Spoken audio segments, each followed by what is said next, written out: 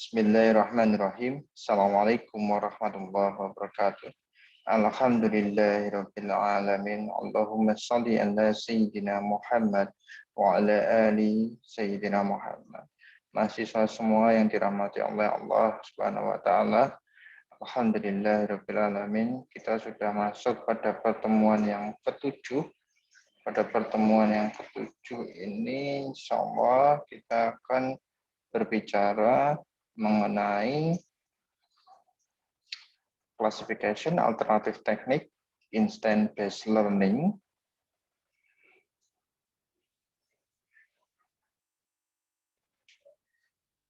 Ya, apa itu nearest neighbor classifier? Ide dasarnya adalah jika kita berjalan seperti bebek, lalu quack like duck, membunyikan sesuatu seperti bebek, lalu itu kemungkinan adalah bebek. Nah, ini adalah gambaran kalau kita ingin memahami konsep dasar dari klasifikasi tetangga terdekat. Ada ayam, ada bebek, ada angsa, ya seperti itu. Mungkin ini mentok dan lain sebagainya. Ini ayam kecil. Lalu ada sebuah gambaran masuk yaitu test record. Di sini adalah sebuah mainan. Kalau di sini adalah mungkin adalah gambar hewan-hewan aslinya, tapi ini adalah mainan dengan bunyi yang sama seperti bebek. Nah, ini nanti mirip siapa? Bagaimana memberikan kalkulasi perhitungan jarak terdekat, bunyi-bunyian dan lain sebagainya yang mirip dengan bebek. Nah, dua gambar itu bagaimana? Bagaimana memilih K yang di sini adalah dianggap sebagai terdekat dari record yang ada atau data yang ada. Baik, pada klasifikasi tetangga terdekat di sini membutuhkan yang pertama adalah set of label record. Kita harus mengatur record labelnya. Lalu memperkirakan metrik untuk bisa dihitung jarak maupun kemiripannya di antara dua record tadi, dua pasangan record tadi. Contoh tekniknya di sini adalah penggunaan jarak Euclidean. Value of K, jadi setelah menentukan kemiripannya, jaraknya, kita akan memberikan nilai K pada number ketetanggaan terdekatnya sebagai inputan, sebagai kita masukkan nantinya untuk menghitung dari klasifikasi tetangga terdekat ini. Lalu metode digunakan using class label. Jadi setelah kita menentukan langkah 1, 2, 3, kita akan menggunakan class label of K nearest neighbor di sini untuk mendeterminkan label kelasnya dari record ataupun data yang tidak kita ketahui. Nah, ini misalnya ini ya. Ini kan ada berapa kelas ini? Ini 1, ini 2. Terus ada lagi masuk unknown record, ini seperti itu. Iya. Terus selanjutnya, how to determine the class label pada sampel test. Yang pertama, kita mengambil majority vote of class label di antara K nearest neighbor-nya, lalu kita memberikan nilai beban pada vote according untuk dihitung jaraknya.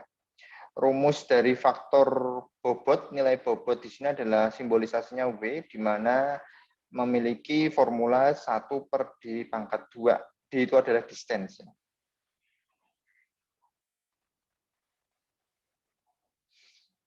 Lalu bagaimana memilih keadaan penghitungan proximity-nya? Untuk dokumen, nilai cosinus atau rumus cosinus itu adalah pilihan yang baik dibandingkan korelasi ataupun Euclidean cosinus ya untuk dokumen. Nah, ini adalah nilai binernya dibandingkan yang ini ya. Euclidean distance sama dengan 1,414 untuk pasangan keduanya, tetapi cosinus similarity mengukur perbedaan nilai dari kedua pasangan tersebut. Nah, jadi makanya di sini dikatakan untuk menghitung proximity measure, pengukuran proximity-nya dari dua record tadi, kita memilih metode atau penghitungan cosinus, di mana nantinya dia membedakan nilai dari dua pasangan yang akan kita uji tadi. Lalu preprocessing yang kita lakukan, preprocessing data itu sangat diperlukan. Kenapa? Atribut di sini, atribut ya, atau bisa dikatakan prediktornya, itu mungkin memiliki scale untuk mencegah distance measure dari dominasi satu dengan yang lainnya di antara atribut tersebut. Contohnya adalah tinggi ya. Tinggi seseorang mungkin dari 1,5 sampai 1,8 meter. Bobotnya atau beratnya mungkin setiap orang itu berasal dari 90 lb itu 300 lb. Income-nya atau pemasukannya setiap person mungkin antara 10 juta sampai 1 miliar. Nah, di sini adalah pentingnya dari preprocessing itu diperlukan. Untuk apa? Untuk memberikan skala dari pencegahan distance measure ataupun pengukuran jarak. Time series yang biasa digunakan secara standarisasinya memiliki 0 means dan juga standar deviasi yang bernilai 1. Ini untuk data ya, data time series ya. Bagaimana memilih nilai dari K, di mana nilai K ini menentukan kelas labelnya. Ini syarat yang pertama, ada kondisi jika K lebih kecil, biasanya sensitif to noise point. Ada data noise yang nantinya mengganggu dari kelas label tersebut jika K-nya terlalu kecil. Tetapi jika K terlalu besar, neighborhood, ketanggaan di sini mungkin termasuk point from other classes. Jadi memang kita perlu meriset bagaimana kita bisa menentukan nilai K yang paling baik. Makanya diuji satu persatu untuk riset ataupun penelitian yang nanti akan kita lakukan. Klasifikasi tetangga terdekat ini merupakan local classifier. Mereka itu bisa memproduksi decision boundaries dari ketajaman arbitrary. Ini contohnya dari 1NN decision nearest neighbor ini ya.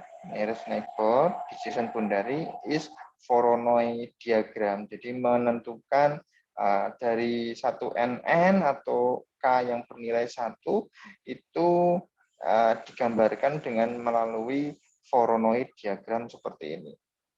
Ini jarak, ini penghitungannya antara 0 sampai 1, ini juga 0 sampai 1 ya. Ini adalah titik-titik, ini adalah data-datanya. Nah, gambaran data-datanya, sebaran data-datanya. Kalau ini adalah bentuk dari Voronoi diagram setelah data itu terbentuk. Bagaimana kita menghandle nilai yang hilang? Nah, ini memang seringkali di dalam data mining, kita itu memiliki nilai yang hilang pada training data maupun testing data. Training data, sekali lagi saya katakan, untuk membuat sebuah model mengevaluasi sebuah model sehingga nanti jika model itu dievaluasi dengan training data atau data uji, kita akan bisa menguji melalui tes set sehingga akan atau tes data atau data uji sehingga nanti kita bisa mengetahui seberapa baik akurasinya setelah kita membuat sebuah model yang dievaluasi nantinya melalui tes data.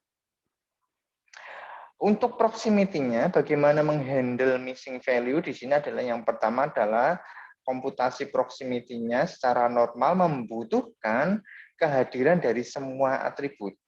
Nah, memang ini adalah ambigu ya, membingungkan, tapi ada teknik nanti, ada teknik bagaimana nanti kita menentukan nilai-nilai yang hilang.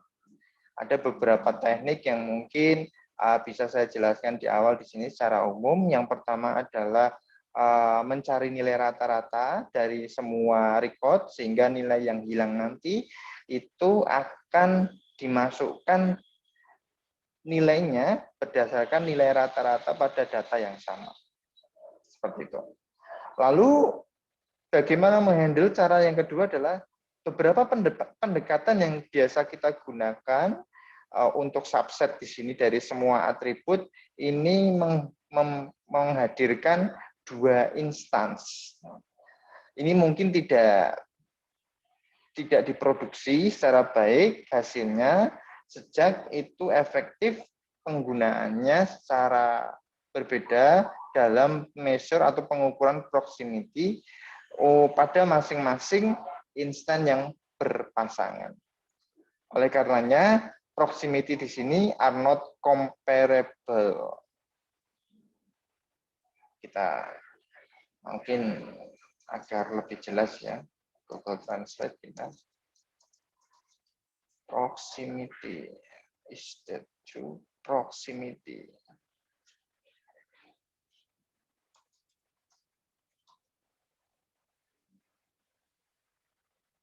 Kedekatan. Kedekatan tidak comparable. Kalau comparable berarti tidak bisa dibandingkan ya. Tidak sebanding. Kedekatan bisa dikatakan tidak sebanding. Bagi yang menghandle missing value ya seperti itu. Nah, setelah itu kita masuk ke dalam slide selanjutnya yaitu KNN classifier di mana menghandling irrelevant dan redundant atribut di dalam data yang nanti akan kita olah. Yang pertama, irrelevant atribut di sini adalah menambahkan noise kepada pengukuran kedekatannya. Redundan atau perulangan atribut yang bias di sini merupakan pengukuran kedekatan yang nantinya memiliki atribut yang ada di sana. Seperti itu.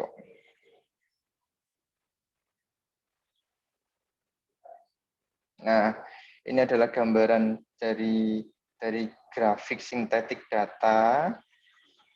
Yang pertama adalah ada kelas A, ada kelas B. Ini adalah discriminating atribut.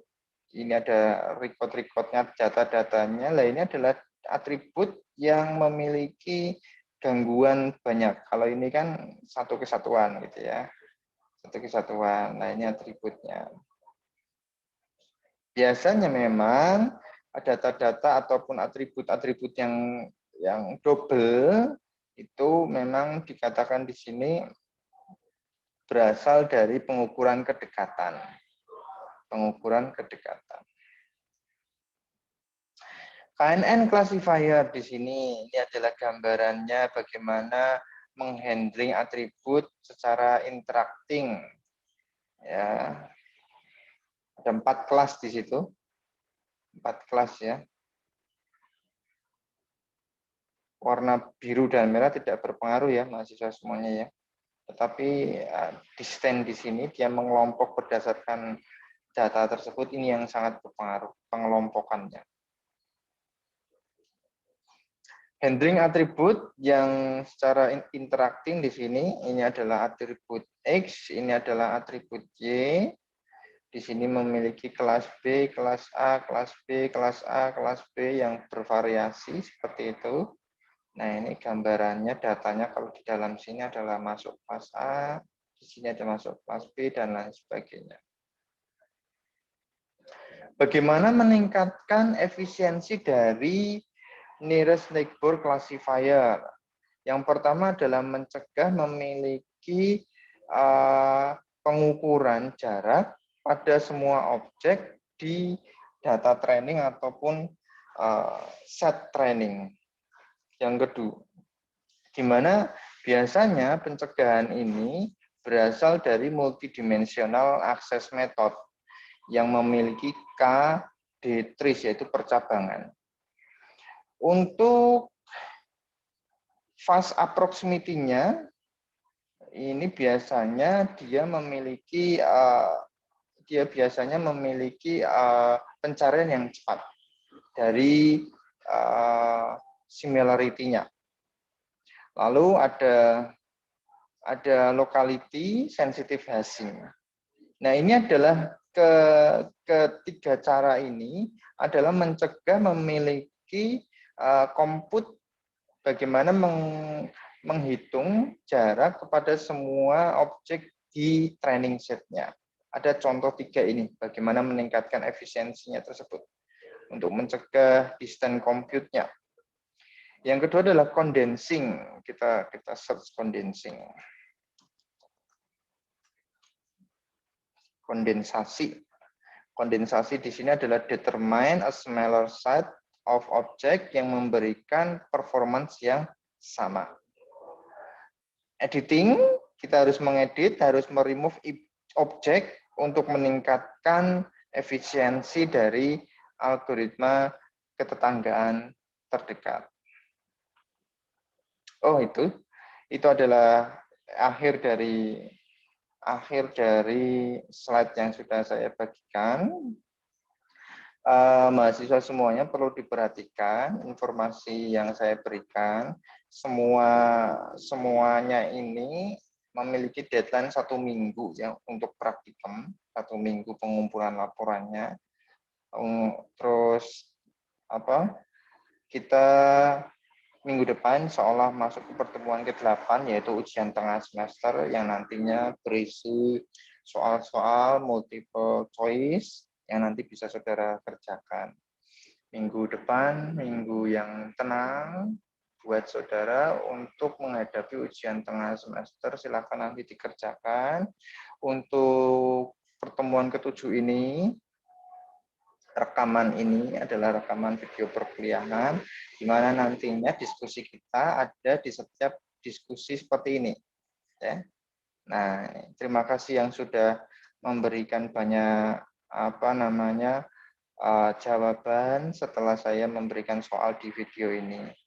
Namun, mahasiswa semuanya, kali ini diskusi untuk pertemuan ke-7 ini adalah silakan nanti bertanya mengenai mata kuliah yang sudah saya terangkan, yaitu nearest neighbor. Bagaimana pemahaman saudara? Saya kepingin mengetahui. Jika memang belum paham, silakan nanti diskusi di pertemuan yang ke-7. Slide seperti biasa akan saya berikan. Untuk rekaman video ini saya cukupkan dari perkuliahan data mining pertemuan yang ke-7. Saya akhiri. Mohon maaf sebelumnya jika ada salah kata dan mungkin kurang jelasan saya dalam memberikan materi. Saya akhiri. Assalamualaikum warahmatullahi wabarakatuh. Kita ketemu di diskusi pertemuan yang ke-7. Terima kasih.